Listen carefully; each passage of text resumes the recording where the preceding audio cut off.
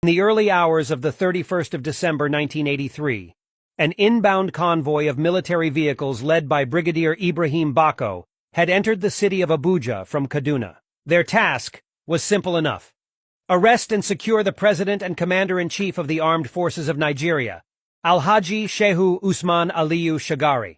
This was on the premise that President Shagari's brigade of guards would have been neutralized, as planned, without violence, by Colonel Tunde Ogbeha.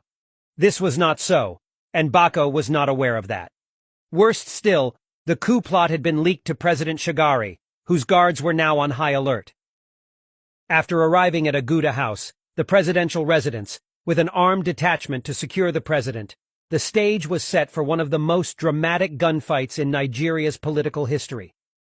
To guard, protect, and defend the Nigerian president was the Brigade of Guards, an elite presidential bodyguard, made up of some of the best-trained hands in the Nigerian armed forces, and headed by Captain Augustine Anyogo.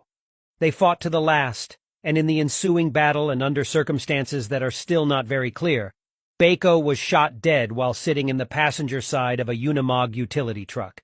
However, before Bako's arrival, at about 4 a.m., President Shagari had been whisked out of Aguda House by his aide-de-camp, Major Ali Gaidam. Shagari was taken to Group Captain Usman Jibrin's farmhouse in Kefi, Nasarawa State, from where the Buhari military regime took him into detention. Later in the morning, Nigerians woke up to the sound of martial music on their radio and television sets. Then, at about 5 a.m. in the morning, the throaty voice of one Brigadier Sani Abacha came on air informing Nigerians of the shenanigans that characterized the Shehu Shagari civilian government. Claiming to be speaking on behalf of his other colleagues in the armed forces, the army officer itemized the reasons why he and his colleagues had decided to shove the corrupt politicians aside. The majority of Nigerians were not taken aback by the sacking of the politicians by the military. To them, their fall was good riddance. Corruption had become endemic in Nigeria, and the political rascals under Alhaji Shagari legitimized this national cankerworm.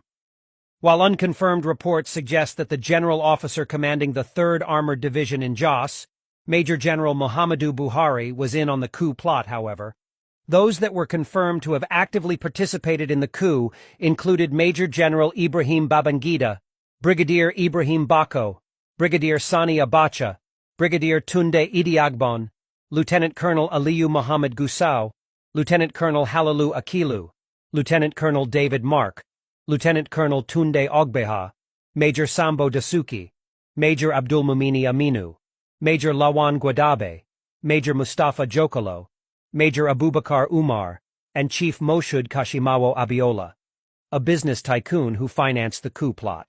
All was not smooth sailing, though, for the coup planners. As of 12 noon on the 31st of December 1983, a decision had not been made on who would be the head of state. The brain behind that coup was the late Brigadier Bako, who was killed by Alhaji Shehu Shagari's presidential guards in Abuja. If he had survived, Brigadier Bako would probably have emerged as head of state. There was so much rancor and bitterness at the meeting called to deliberate on who will be Brigadier Bako's replacement.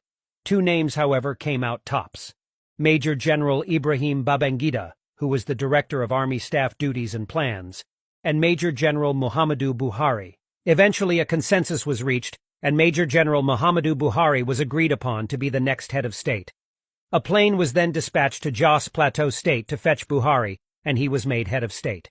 Thus began the Muhammadu Buhari Tunde Idiagbon military regime, which, unfortunately, lasted for only 20 months before it was ousted by Major General Ibrahim Babangida.